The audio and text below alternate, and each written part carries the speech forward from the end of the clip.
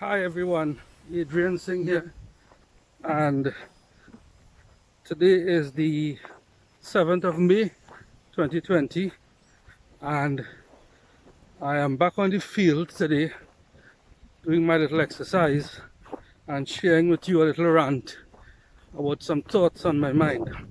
So I could only imagine, my last talk I talked about the 2mm shift and how business owners should be recalibrating their business in anticipation of businesses reopening and adjusting to the new norm and getting their business to reposition in the marketplace vis-a-vis their competition and their customers, etc.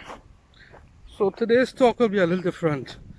I'm going to talk about the salesman, the marketing rep, the sales executive, the person who is charged with the responsibility to go out there, interface with the customers and bring in the goods.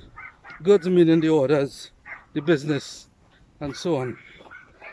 So I can only imagine what is going through your head now as a sales rep. There might be some fear, there might be some panic, some anxiety, because we're a bit scared. We're a bit scared because business has changed. All our customers are affected badly, and we have to go back out there and serve them. And our competitors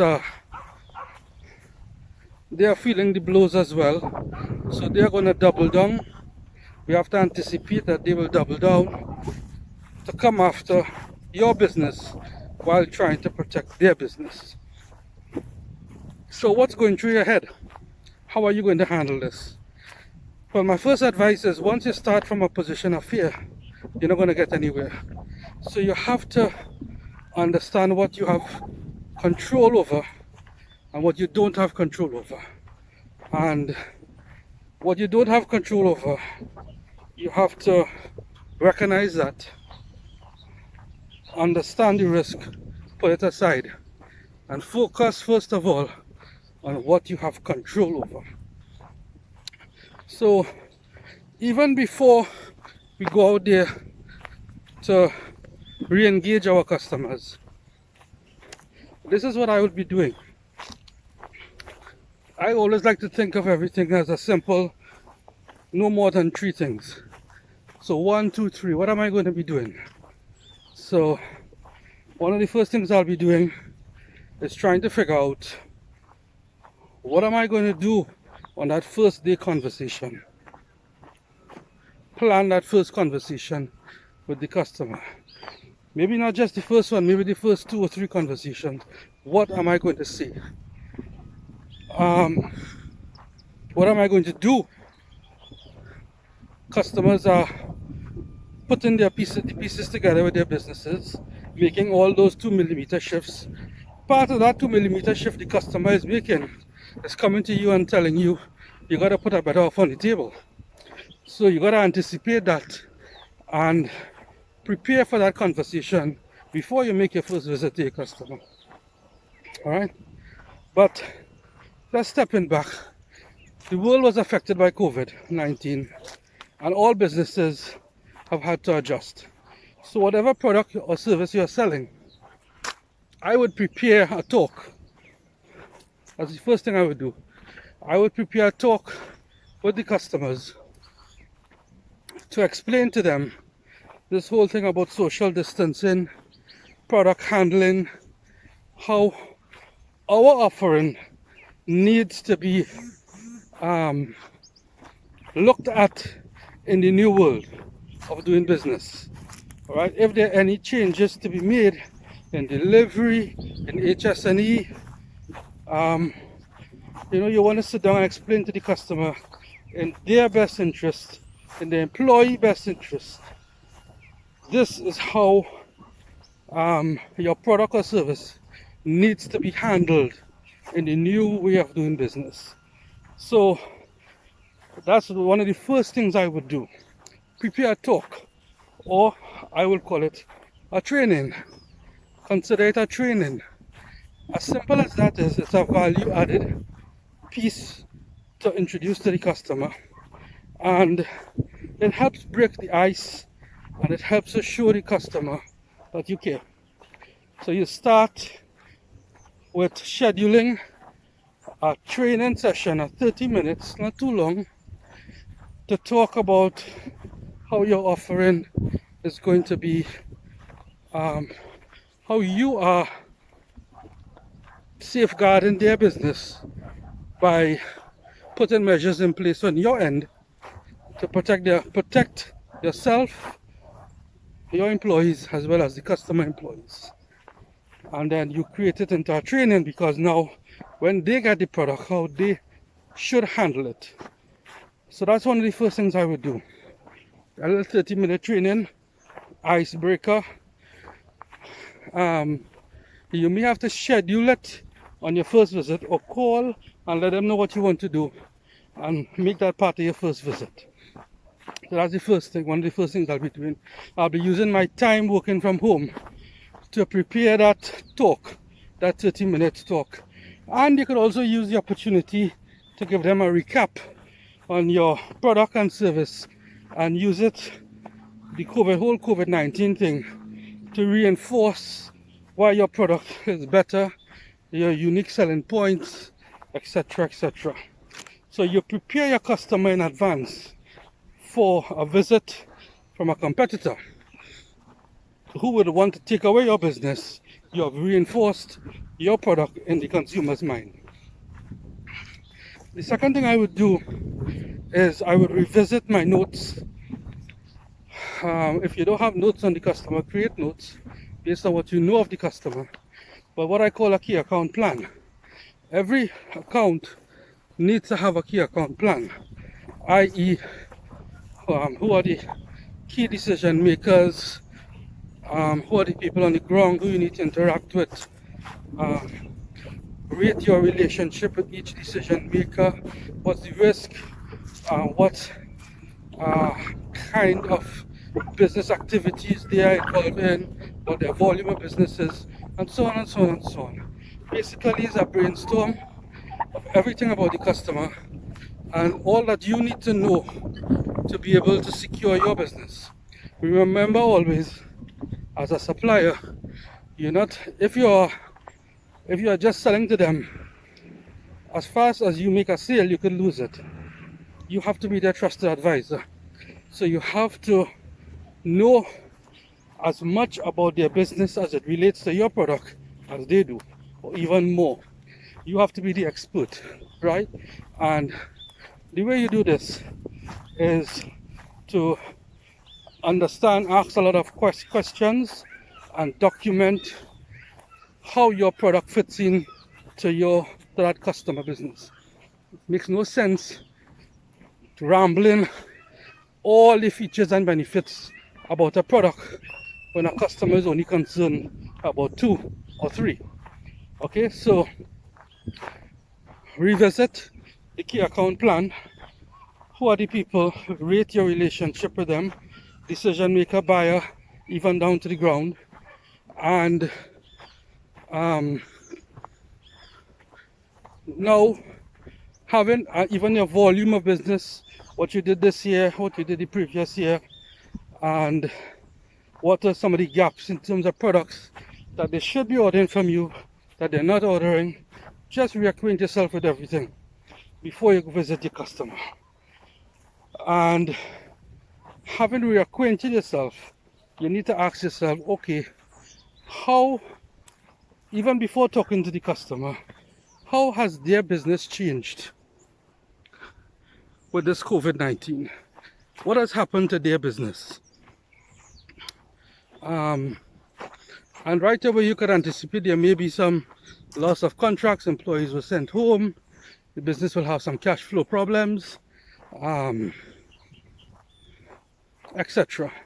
Anticipate what has happened and what is the likely impact on the product or service that you provide or sell to the customer. Have that ready, and then schedule your appointment with your customer. This, so this is point number 3 now, the actual meeting with the customer. This is not a meeting to sell. Let me repeat that. This is not a meeting to go there and try to sell product. This is a meeting to show that you care, thank them for their business, and let them know that how the COVID has impacted on your business, how you have seen it impact on other people's business, and you're trying to understand how it has impacted on their business. So that's the kind of conversation you want to have, right? So if you were doing 10 widgets of products a month with a customer, you're trying to understand what has happened based on the activity or contracts or whatever, and what's the likelihood that it will drop to what level of widgets, and what is their plans to build back up the activity. It might take 3 months, 6 months, it might even take a year to get back. But you want to give them some level of assurance that if before they were doing 10 widgets and their volumes have dropped to 3 widgets because of the COVID and loss of business, that your support to their business has not wavered.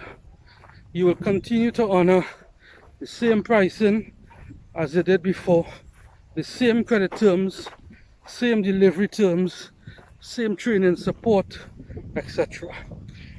When you leave that meeting, the customer must feel great comfort in knowing that that part of the business that you sell to is in good hands, and there would be no consideration to move the business, even if there was a small percentage decrease in pricing by consideration of moving to another competitor.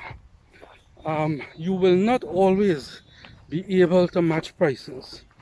What you must never do is gouge the customer. If you are gouging customers before, now is the time they are going to find out, because they will open the door for competitive quotes. So if it is that was taking place, you need to fix that immediately.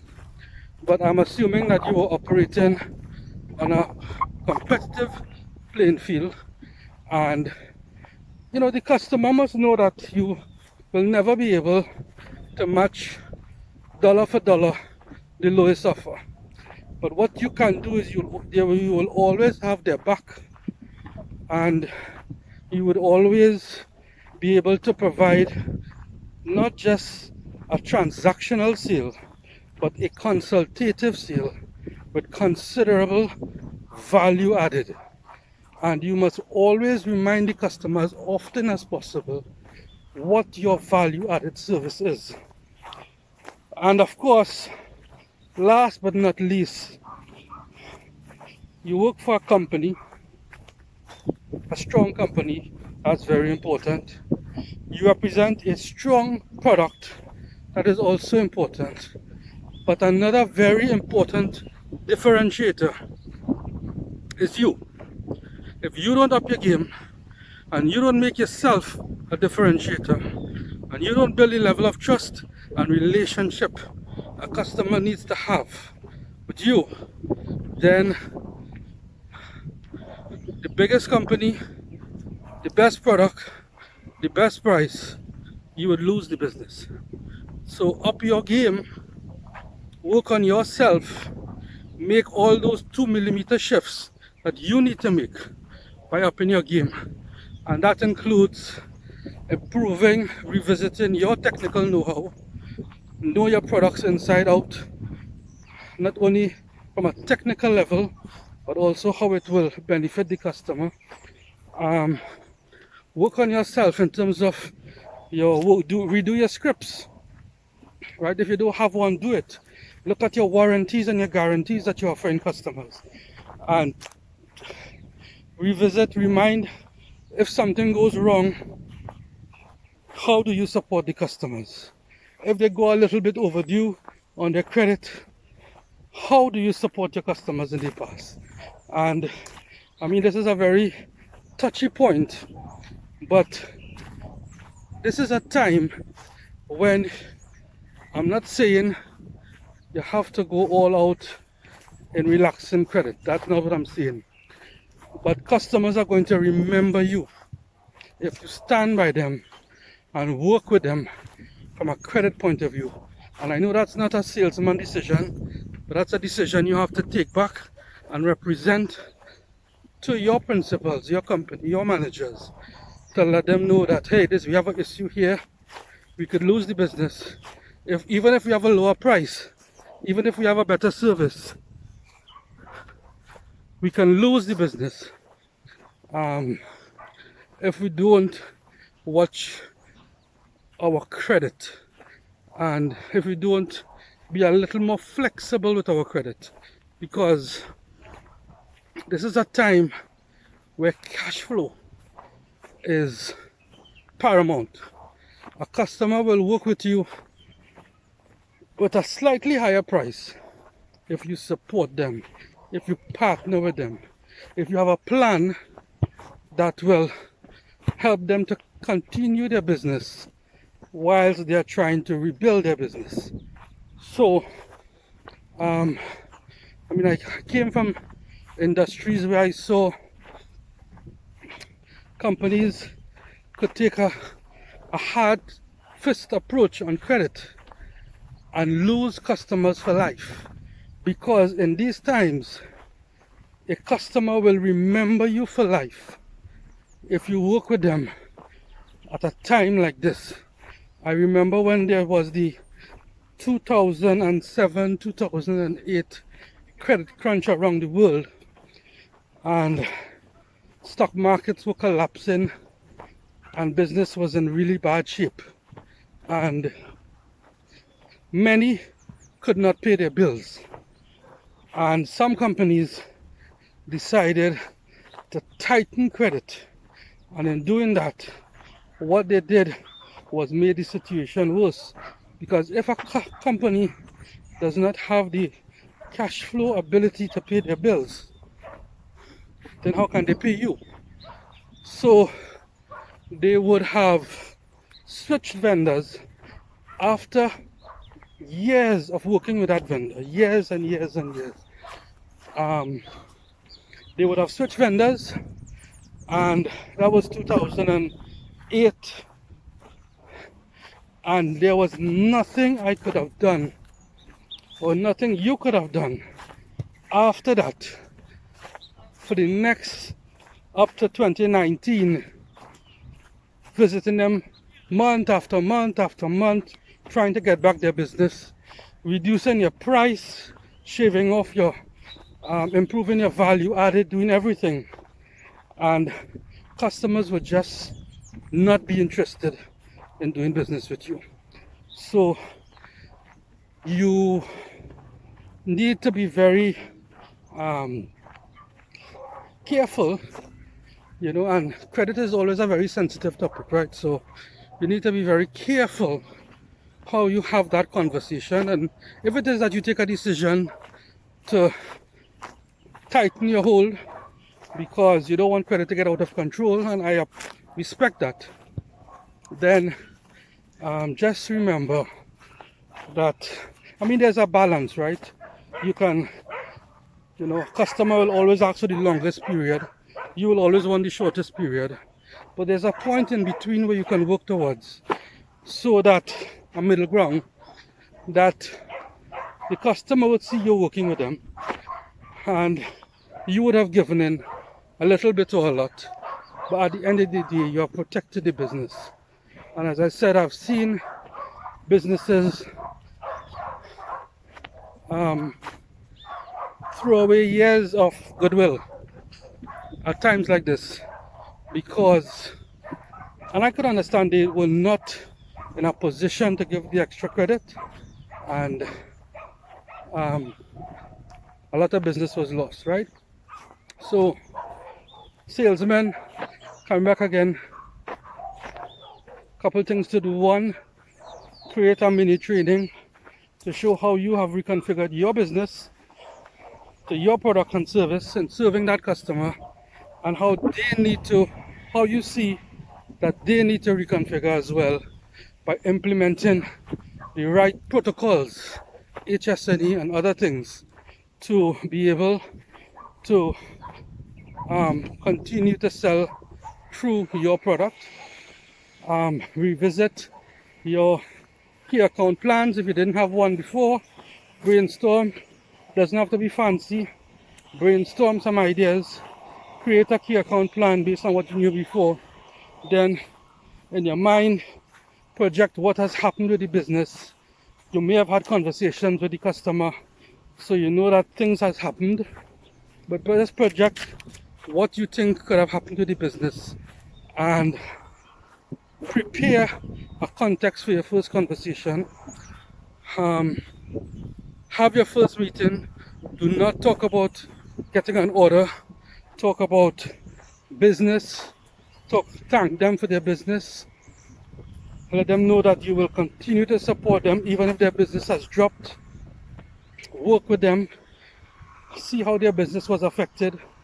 And as I said, work with those customers, because those customers' businesses who might have dropped could, down the road, 3 years, 5 years down the road, bounce back and become tigers in their industries. And what you have lost, you will gain it back multifold. So I've seen it happen. So invest your time in doing that. A word of caution: be careful on the credit conversation. There should be some give and take, but at the end of the day, it's a risk decision that needs to be made. I'm not saying anybody to go out there and lose money by bad accounts. You need to assess your account individually, but I mean, there needs to be some value. If you have done business with the customer for so many years, you understand that the company has the ability to bounce back, and you work with them along the way. So these are just some rough ideas I brainstorm, because I know that it's not just the businessmen, the business community, business owners who are panicking. Employees are panicking too. Panicking in the point of view that they're worried. And I mean, sales drives a business, and I understand the pressure of making your numbers. And this is a time when, yes, you have budgets to meet, but companies have to understand what we went through. There's a total collapse of business, and the world has not experienced something like this in the last 100 years. There are going to be companies that are doing better. Example, pharmaceuticals, food industry, etc. They didn't drop. Their business might have improved. But there are going to be businesses in construction and different retail, barbershops.